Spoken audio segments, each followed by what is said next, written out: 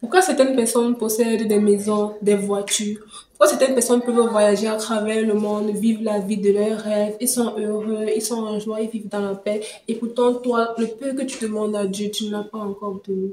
Tu as prié, tu as jeûné, tu t'es lamenté, tu as même fait des dons à l'église, dans les orphelinats, espérant que quelque chose allait changer, mais rien. Pourquoi est-ce que tu vis, tu traverses ce genre de situations où les demandes que tu fais dans tes prières ne sont pas exaucées? Ça te pousse à te poser ce genre de questions, mais est-ce que Dieu est un Dieu partial? Est-ce que Dieu fait du favoritisme? Pourquoi est-ce qu'il n'exauce pas nos prières?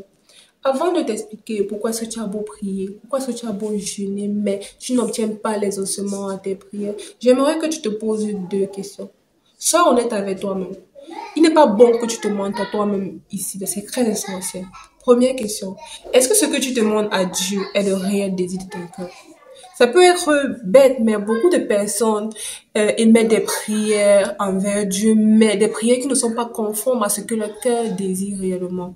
1 Chronique, chapitre 22, le verset 9 dit ceci, car Dieu sonde tous les cœurs et pénètre tous les desseins et toutes les pensées. Beaucoup de personnes adressent ces prières à Dieu qui ne sont pas conformes à leur réelle volonté, au réel désir de leur cœur. Ils sont séduits parce que les autres possèdent et qu'ils n'ont pas. Ils se disent que cela serait tellement bien pour eux. D'autres encore, dans leur désir de vouloir se conformer à la tendance du monde présent, ils voient comment les choses évoluent tout autour d'eux et ils ne veulent pas rester à la crainte. Ils commencent à désirer des choses dans leur cœur et ils se mettent à être déçus, à être frustrés lorsque ils se mettent à prier, mais ils ne voient pas les ossements à leur prière.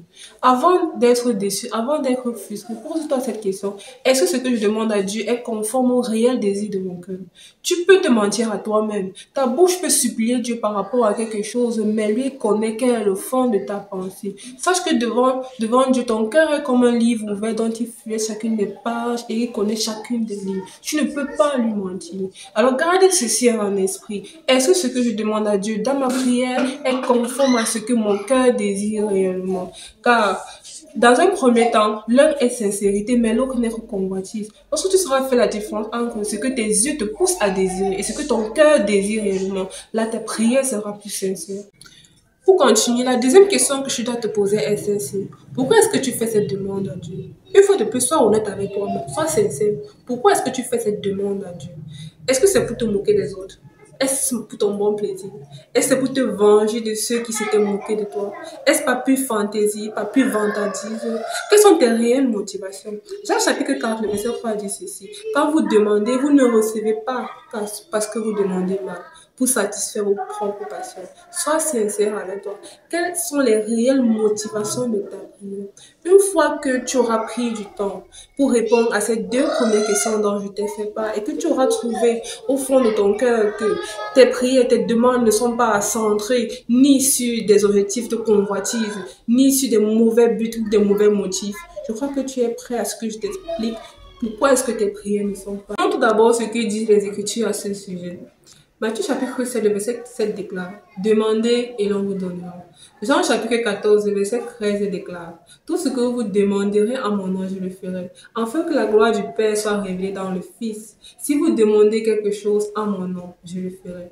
Ce sont là les certitudes que le Seigneur Jésus-Christ confirme à tous ceux qui lui adressent des prières.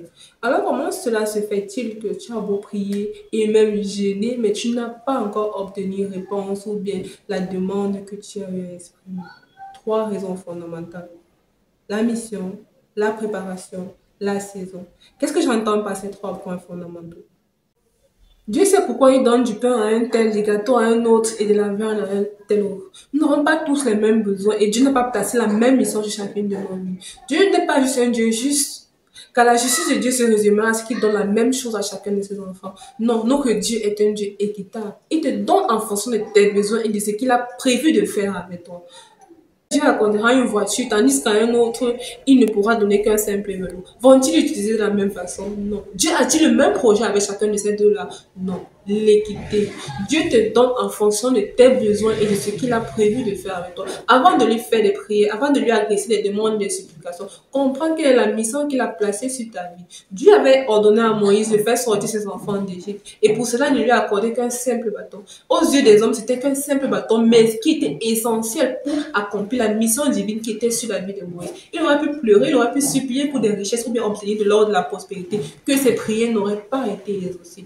Comprends quelle est la mission que Dieu a placée sur ta vie avant de te sentir frustré, avant de te sentir triste que tu n'as pas encore obtenu l'exaucement. La préparation. Si tu as bien cerné le premier point, alors celui-ci sera beaucoup plus facile pour toi. Je t'explique. Dieu a préparé David et Salomon à occuper la même fonction, celle d'être roi sur Israël et sur Juda, mais il ne les a pas préparés de la même façon. Durant son moment de préparation, tandis que Salomon était aux côtés de sa mère, David lui apprenait à déchiqueter les lions qui venaient s'en prendre aux brebis de son père Isaïe. Dieu les a préparés à occuper le même poste, celui d'être roi, mais il ne les a pas préparés à accomplir la même mission. David était appelé à être un conquérant, à être un guerrier, à délivrer Israël de tous ses ennemis, tandis que Salomon lui était appelé à construire le temple de l'Éternel. Et Dieu n'a pas permis que sa main puisse verser ne serait-ce qu'une seule goutte de sang. Tu dois comprendre le temps de préparation par lequel Dieu est en train de te faire passer pour pouvoir recevoir tout ce que tu lui as demandé. La préparation est essentielle. Regarde le livre des Psaumes. Il est rempli de toutes les prières, de toutes les lamentations que David a eu à émettre envers Dieu à cause de son moment de préparation. Comprends que la préparation est essentielle et comprends dans quel moment est-ce que tu es en train de te trouver. Tu obtiendras ce que tu demandes lorsque ton temps de préparation sera achevé. Troisième point, la saison. Observe le temps. Il y a différentes saisons. Est-ce que l'on récolte les mêmes fruits chaque saison? Non. Tu dois comprendre la saison dans laquelle tu te trouves, car la saison dans laquelle tu te trouves détermine les fruits que tu seras plus facilement susceptible d'obtenir. Tout comme en hiver, le temps est difficile et rude. Comprends qu'il y aura des moments d'épreuve et de difficultés.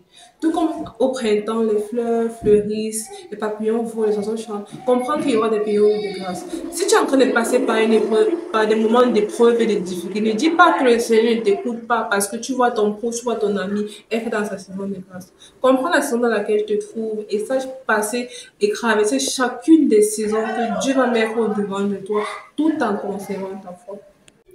La mission, la préparation, la saison.